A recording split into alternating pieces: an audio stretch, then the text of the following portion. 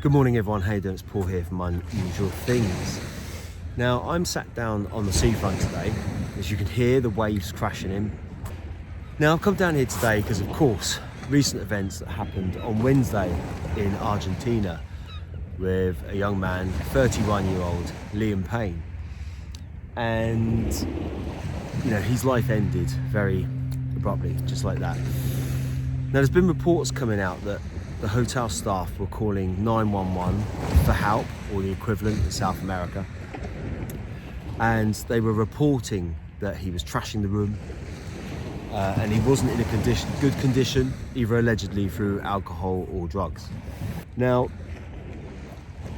someone with that status, you'd expect a team of some sort to be around him. Obviously he needs his own time and space, we all understand that, but at the same time you'd imagine that there would be someone keeping an eye on him, especially if he's in a vulnerable position, and you know, if it's something that allegedly he's been doing, drinking or taking drugs. Now the reason why I wanted to talk about this today was because I talk about mental health a lot on this channel. The reason being is that I visit so many young celebrities or victims of crime that have either been on the receiving end or have had their own troubles with mental health. And it's sad to see that a young man, whether he's a celebrity or not, but a young man who's 31, who seriously needed some help.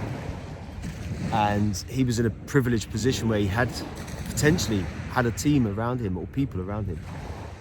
But for whatever reason on that night, it never happened. They weren't there to look after him, or they just never came through for whatever reason.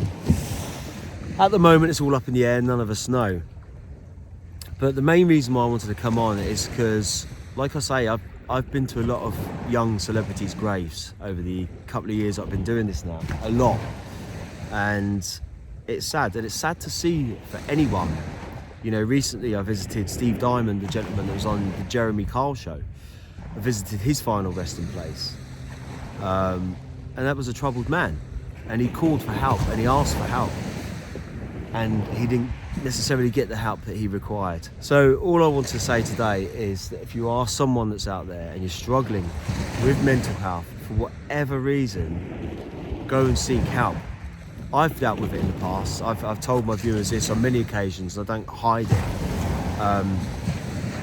I've had counselling before for something when I was younger, and it helped me, you know, it really did. And especially us men, we don't talk about it enough. You've got to get out there and talk, you have to.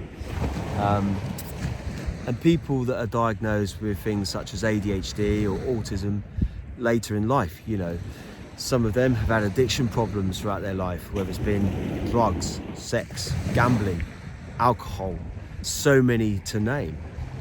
And for whatever reason, it's not been picked up on because it wasn't when a certain generation was at school.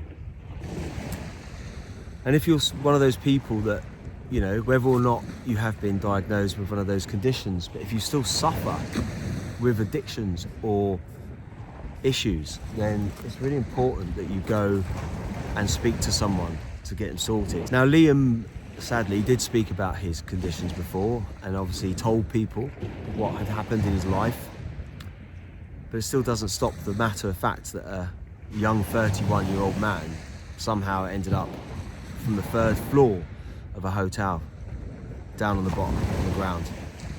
And it's sad, and like I said at the start, it doesn't matter whether he's a celebrity or not. No young man, woman should be in that position where that happens, where they're tossing themselves out of a hotel window, if that is what happened. We still don't know, you know, whether he fell, whether it's an accident, whether he's pushed, we don't know. But, you know, surmising on the things that we have to look at, there's a high probability one way or another that is due to his mental health conditions. Anyway, it's a very foggy day down here in Southsea today. I did come down because I wanted to see the sunrise. And this is something that I find that's very good to help with mental health. Getting out in nature I'm always talking about it, you know, because I'm always usually walking around a cemetery or something like that on my channel. And you're in the woods there. I'm very fortunate that I live a couple of miles from the seafront, so I can come down to the beach, and this is a great place for me, being by the ocean, especially when you get the sunrise, the moon up, disappeared now because it's very foggy.